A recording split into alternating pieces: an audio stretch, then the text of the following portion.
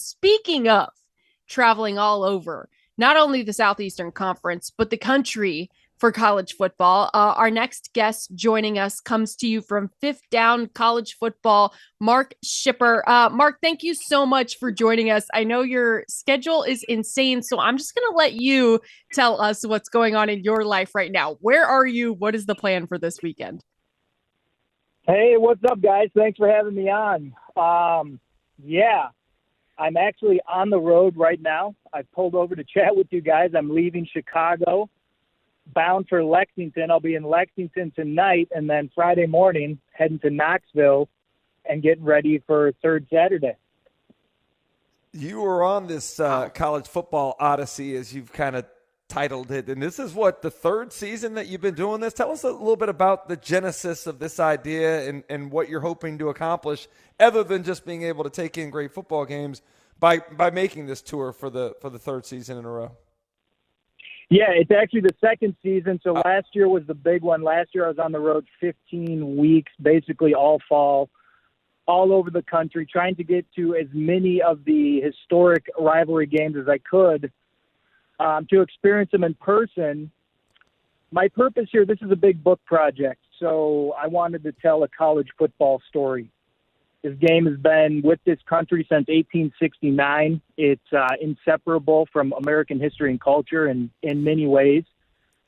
And beyond that, just watching where this game's going, I believe we're going down the old roads, the traditional roads, for a final time. And I started saying that about 2 years ago, and as I've gone on with this project, I mean, the sport has started to shake around us. The realignment and the expanded playoff is coming, and we're just getting – I've kind of been saying the 21st century started in 2020, and college football is right in the middle of that transition. So I'm getting the old game, I'm writing that story, and sort of looking to the future with the new version of college football we're going to have in the next decade or so.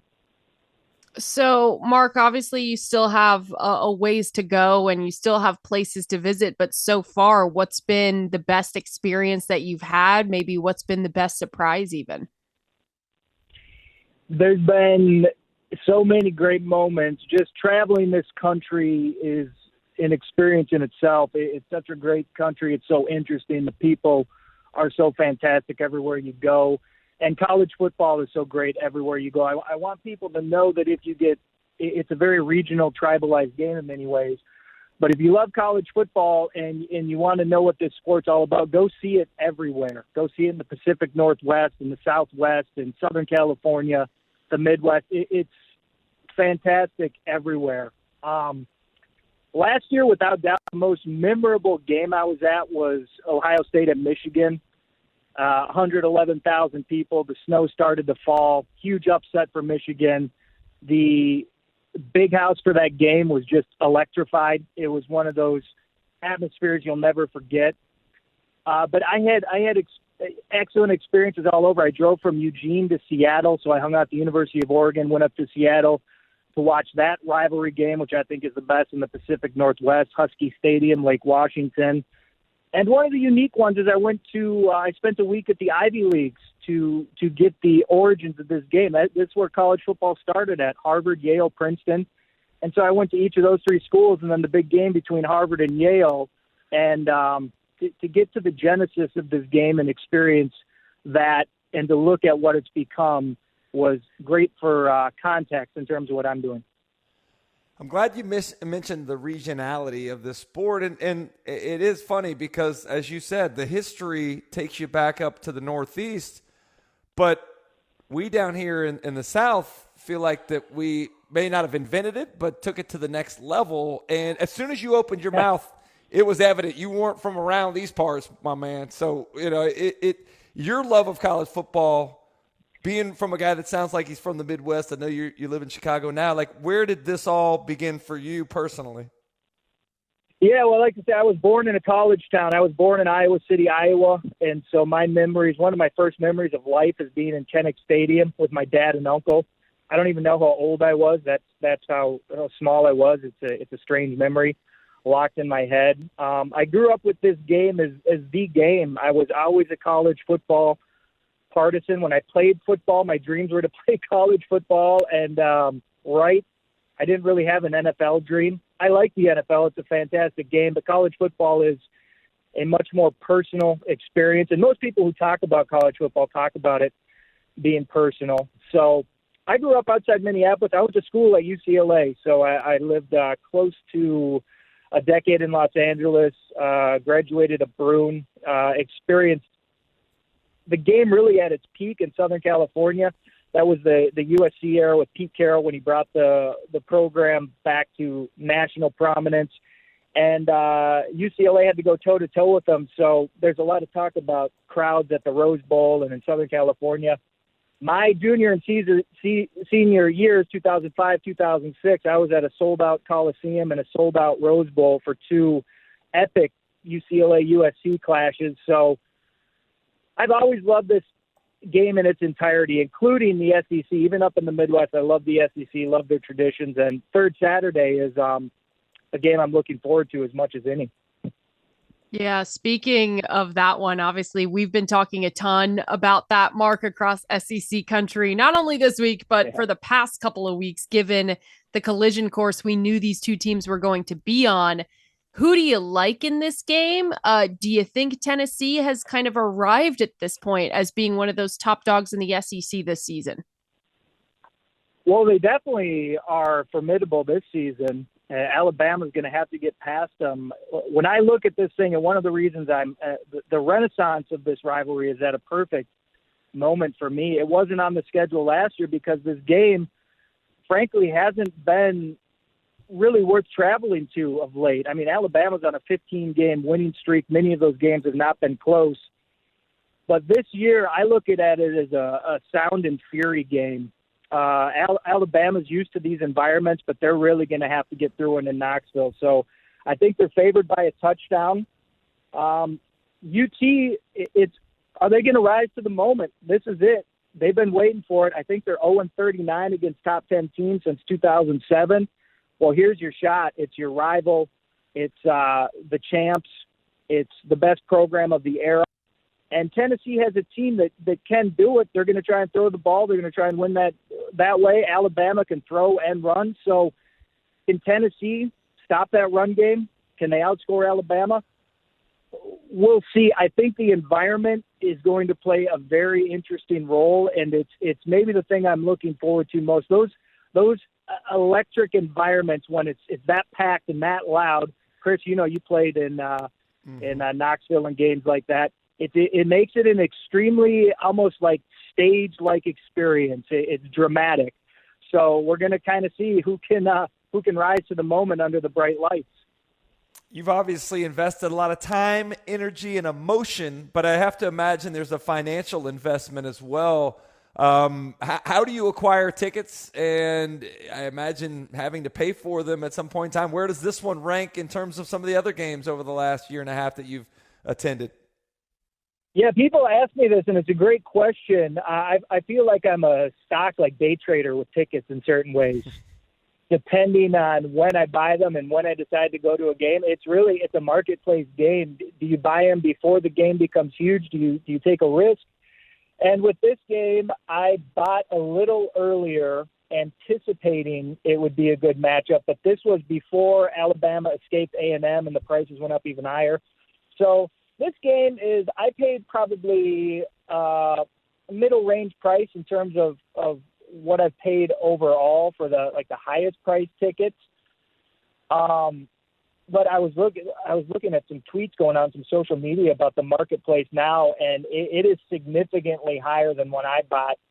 I think tickets in my section are maybe close to double what I paid. So this one was expensive, but not it did not break the bank.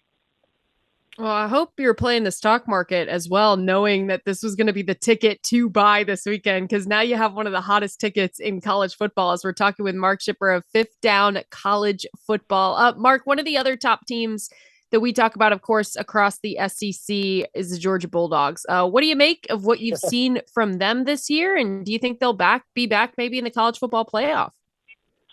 Oh, definitely maybe back.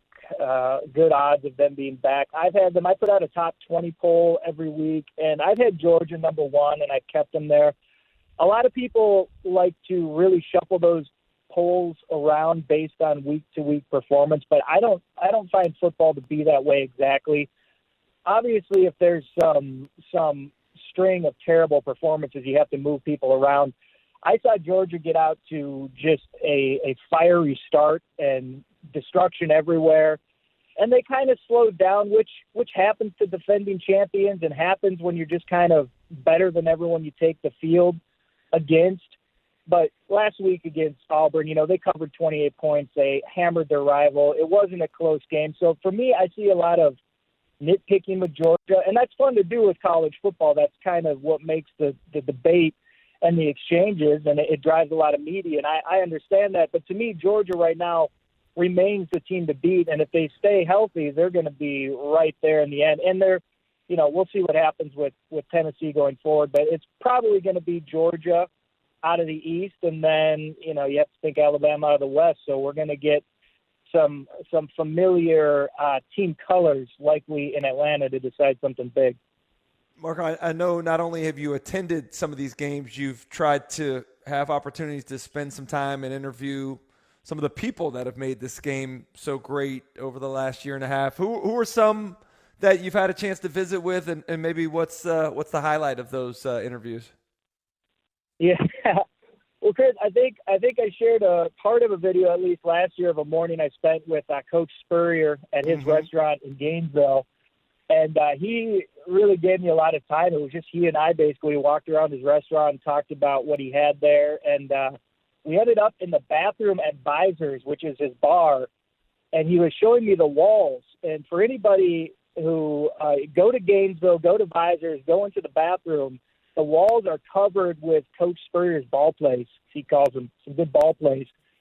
And they're big Florida plays that went for touchdowns, won games, significant moments during his time at Florida.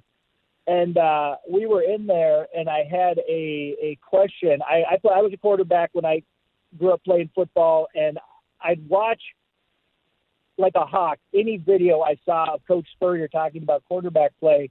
And I happened to see him teaching quarterbacks how to throw. He had a certain way he had him hold the ball. And so standing in the bathroom at Visors, I asked him a question I'd had since I was in like fifth grade about something he did with quarterback technique. And I asked if I was right what I saw, and he said, yeah, you were. And we had a quick little exchange. It's on video. You can find it at my YouTube page.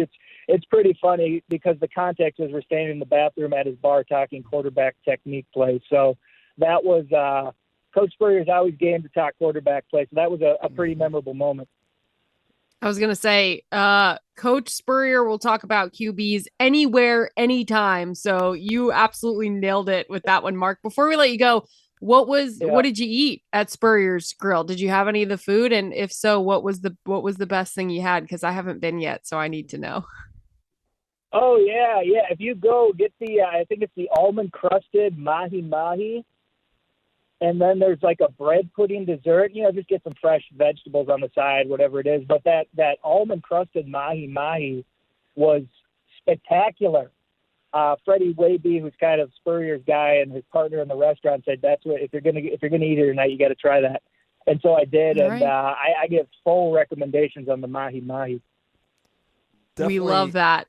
Yeah, it's they've done a great job there of bringing together a bunch of different eclectic items on that menu. But before we let you go, man, I know some of these destinations you come up with last minute. Some of them you have planned in advance. What's left on the itinerary so far, and where can people follow you throughout the rest of the season?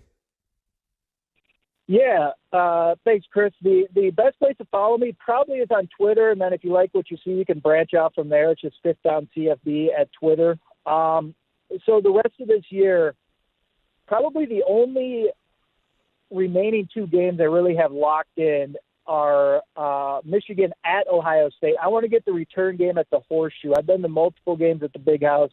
I have not been to the Horseshoe yet, and I don't think a book and a travel journey related to college football is complete without a big game at the Shoe. So I'm planning to be there. And then I did not go to the national title game last year in Indy.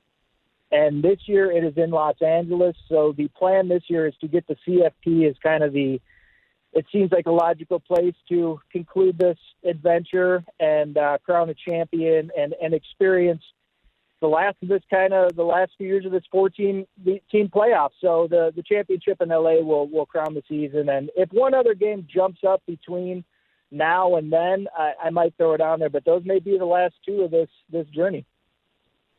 You are living the life of the ultimate college football fan, Mark. Thank you so much for taking some time out to give us a call in the midst of all your travels. In the meantime, be safe, enjoy, and we can't wait to see you document the rest of the journey. Hey, thank you guys. Great to be on with you today. I really appreciate it. Thanks, Mark. Appreciate you, man.